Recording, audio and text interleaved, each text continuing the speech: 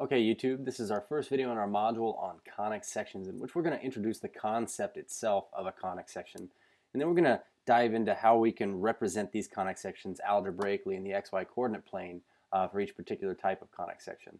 So let's go ahead and start with the definition of what a conic section is. Basically, we say it is the shape formed when a plane intersects a double napped cone and does not pass through the vertex. So when we describe the vertex here, I can highlight it here. Let me get my pen tool out here. We would say that the double napped cone, basically, let me use my pen actually. This is the vertex of these two double napped cones, and what we're doing is we're passing a plane through these cones here, and where that plane intersects the cones, we can see that it cuts out a cross section here. So we have a circular double cone here, and you'll notice that if we were to pass a plane through this small subsection here, you can imagine a plane maybe cutting through this here, and where it intersects the cone is at this circular section right here. We could also cast our plane through this, okay, kind of in this fashion right here, where it would now cast not a circle, but just kind of this elliptical region here. Our other two conic sections happen to be parabolas and hyperbolas, where a parabola, we would have to pass a plane through it at an oblique angle and also not pop out the other side of the cone, kind of like this plane did here, but kind of go out of where that cone is up at the top here.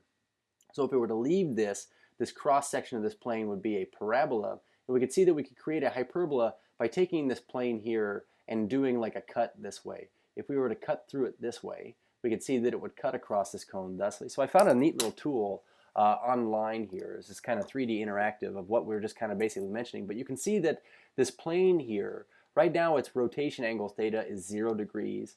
And our x and y displacement are 0. But if I were to, say, scooch this up here, you can see that with a rotation angle of 0, we're kind of casting this perfect circle that happens here. And so one of our conic sections is this circle. Again, if we were to change the rotation angle, maybe this way, you could see that it's starting to become elongated. And instead of having a circle, we would have instead an ellipse.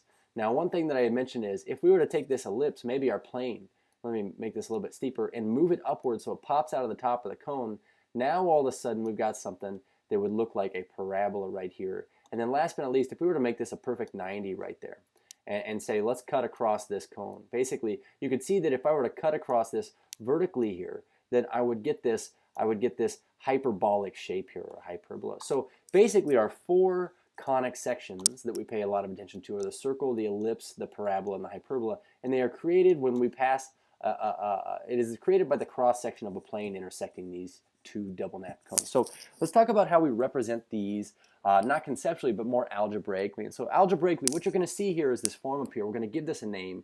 We refer to this as the general form of a conic section. And so all of our conic sections equations can be written in this form if we want it in what we call general form. And so what you're going to notice about all conic sections is that they contain an ax squared plus a bx to the first, y to the first term, plus a cy squared, plus a dx to the first, plus ey to the first, plus f, and I'm going to write a little note here that that's our constant. And you'll notice that the important thing is that it's set equal to 0 if in general form. So if it's in general form, it's going to be set equal to 0. And another thing, excuse me, that I want to mention here is essentially you could see that without this bxy term, this would just be something that has an x squared, a y squared, an x to the first, a y to the first, and then some constant here. And so one thing that I want to mention here is basically we are going to be dealing with equations that are more in this form here. So ax squared plus cy squared plus dx to the first plus y to the first plus f constants is equal to 0. And what we're going to do is we're going to leave out this bxy term until we start to rotate conic. So this is going to be our general form of our equation here. And what this equation is doing is basically describing the coordinates of all of the points that happen to lie, say, on that parabola or that hyperbola or that ellipse or circle.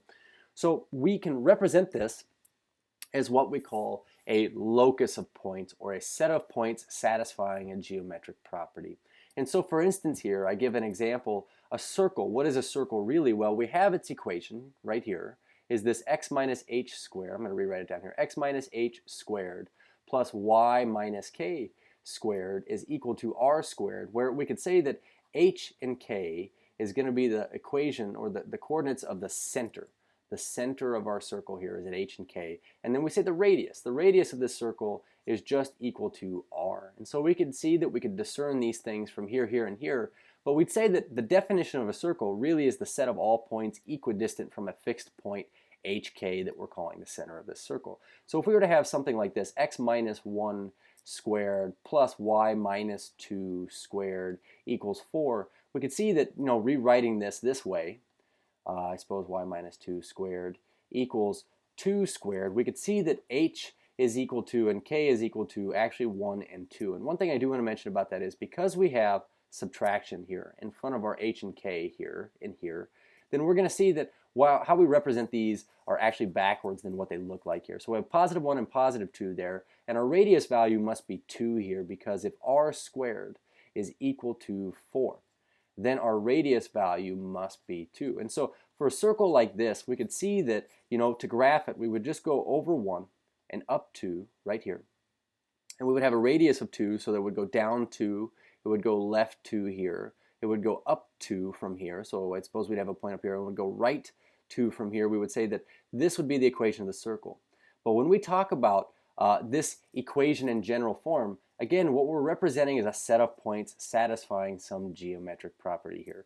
So we're going to say that this set of points that satisfy a geometric property are called a locus of points. And so a locus of points is a set of points satisfying a geometric property. So one thing I want you to notice here is this. We would say that all of the points on the outside of this circle, including, say, this one right here, which would be the point as I kind of reckon it here, 3, 2. If we were to plug this back in for x and y into our original statement here, this original equation, what I want you to know is that you would get a true statement, but we would also get a true statement no matter which point we picked on this whole collection of points that are all the same distance from the center h and k. And so we would say that this whole collection of points here is a locus of points because these are all of the points that satisfy the condition that they are equidistant from a point hk. So in our future videos here, we're going to be looking at parabolas and what their geometric property is that we must satisfy, but also how to represent those in a standard form. Cheers.